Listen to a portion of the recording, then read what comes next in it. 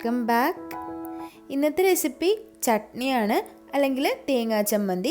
നമ്മുടെ ദോശക്കൊക്കെ നമുക്ക് കൂട്ടാൻ പറ്റുന്ന, എളുപ്പത്തിൽ റെഡിയാക്കി എടുക്കാൻ പറ്റുന്ന ഒരു ചമ്മന്തിയുടെ റെസിപ്പിയാണ്.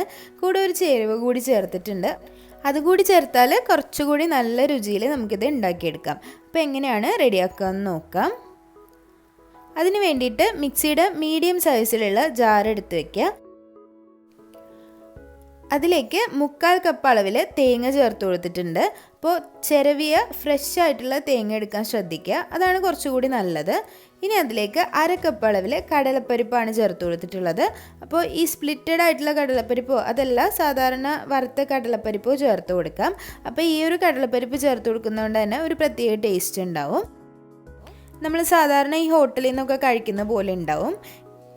ഇനി അതിലേക്ക് ഒരു 3 ചെറിയുള്ളി ചേർത്ത് കൊടുക്കുക. ഒരു 3 മുതൽ 5-6 എണ്ണം വരെ ചേർത്ത് കൊടുക്കുക കേട്ടോ. അത് ഓരോരുത്തരുടെ ഇഷ്ടത്തിനനുസരിച്ച് ചേർത്ത് കൊടുക്കാവുന്നതാണ്. ഞാനിവിടെ 3 എണ്ണമാണ് ചേർത്ത് കൊടുത്തിട്ടുള്ളത്. ഇനി ചേർക്കേണ്ടത് പച്ചമുളകാണ്. അപ്പോൾ ഈ ഒരു ചമ്മന്തി റെഡ് കളറിലും ആക്കിയെടുക്കാം, അതുപോലെ വൈറ്റ് കളറിലും ചെയ്തെടുക്കാവുന്നതാണ്. അപ്പോൾ വൈറ്റ് കളറാണ് ചെയ്യണമെങ്കിൽ പച്ചമുളക് കുറച്ച് കൂടുതൽ ചേർക്കുക. ഇതിപ്പോൾ ഞാൻ വളരെ കുറച്ചാണ് ചേർത്തിട്ടുള്ളത്. നല്ല എരിവ് കൂടിയ പച്ചമുളകാണ്. അപ്പോൾ ഒരു 3 എണ്ണമൊക്കെ തന്നെ മതിയാവും, അത്യാവശ്യം എരിവ് വേണമെന്നുള്ളവർക്ക്. അപ്പോൾ വെള്ള കളറിലെ ചമ്മന്തി ആണെങ്കിൽ ഒരു 4 എണ്ണമൊക്കെ ചേർത്ത് കൊടുക്കാം. അപ്പോൾ ഇനി ഇതിലേക്ക് ഒരു ചെറിയ കഷ്ണം ഇഞ്ചി ചേർത്ത് കൊടുക്കുന്നുണ്ട്. ഇനി ഇതിലേക്ക് പുളിക്ക് ആവശ്യമായിട്ടുള്ള വാളംപുളിയാണ് ചേർക്കുന്നത്. ഒരു ചെറിയൊരു നെല്ലിക്ക വലുപ്പത്തിലുള്ള വാളംപുളി ചേർത്ത് കൊടുക്കുക.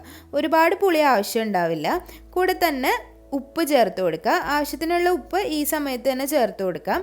ഇനി ആവശ്യമുണ്ടെന്നുണ്ടെങ്കിൽ നമ്മൾ അരച്ചതിന് ശേഷം നോക്കിയിട്ട് ചേർത്ത് കൊടുക്കാം. അപ്പോൾ നിങ്ങൾ വെള്ള കളറിലെ ചമ്മന്തി അരക്കുന്നവരാണെങ്കിൽ ഈ ഒരു സ്റ്റെപ്പ് ഒഴിവാക്കണം. ഞാനിവിടെ ഇത് റെഡ് കളറിൽ, ചുമന്ന കളറിലെ ചമ്മന്തി അരക്കുന്നതുകൊണ്ടാണ് ഇതിലേക്ക് കുറച്ച് കാശ്മീരി മുളക് പൊടി ചേർത്ത് കൊടുക്കുന്നുണ്ട്.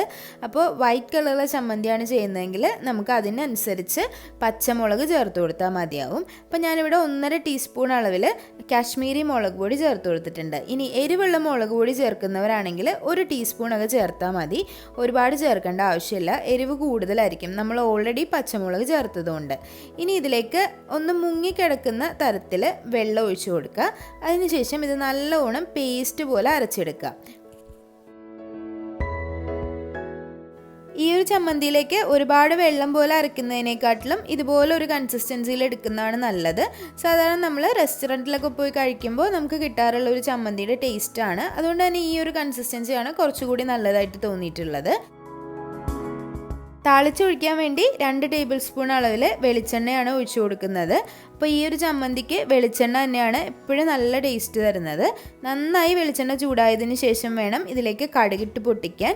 അപ്പോൾ ഈ ഒരു ചമ്മന്തിയൊക്കെ നമ്മൾ ചെയ്യുമ്പോൾ, ഇതുപോലുള്ള ചട്നികളൊക്കെ ചെയ്യുന്ന സമയത്ത് നല്ലോണം കടുക് പൊട്ടി വരുമ്പോൾ ഉള്ള ആ ഒരു ടേസ്റ്റ് ഒരു പ്രത്യേക ടേസ്റ്റ് തന്നെയാണ്. അപ്പോൾ നല്ല ചൂടായിട്ടുള്ള വെളിച്ചെണ്ണയിലിട്ട് കടുകെല്ലാം നല്ലോണം ഒന്ന് പൊട്ടിച്ചെടുക്കുക. ഓരോ കടുക് പൊട്ടിയതിന് ശേഷം നമുക്ക് അടുത്ത ഇൻഗ്രീഡിയൻസ് ചേർത്ത് കൊടുക്കാം കേട്ടോ. ഇനി അതിലേക്ക് 1 ടീസ്പൂൺ അളവിൽ ഉഴുന്ന് ചേർത്ത് കൊടുക്കുക. ഉഴുന്ന് ചേർത്ത് കൊടുത്തതിന് ശേഷം ഒന്ന് പൊട്ടി വരുമ്പോഴേക്കും അത് നന്നായി തീ കുറച്ച് വയ്ക്കുക. അല്ലാന്നുണ്ടെങ്കിൽ ഉഴുന്നിൻ്റെ കളറ് വളരെ പെട്ടെന്ന് മാറി ബ്രൗൺ കളറായി മാറും. അപ്പോൾ ടേസ്റ്റ് തന്നെ വ്യത്യാസം വരും. ഇനി അതിലേക്ക് 2-3 വറ്റൽമുളക് ചേർത്ത് കൊടുക്കുക. കുറച്ച് കറിവേപ്പില കൂടി ചേർത്ത് നന്നായിട്ടൊന്ന് പൊട്ടിച്ചെടുക്കുക.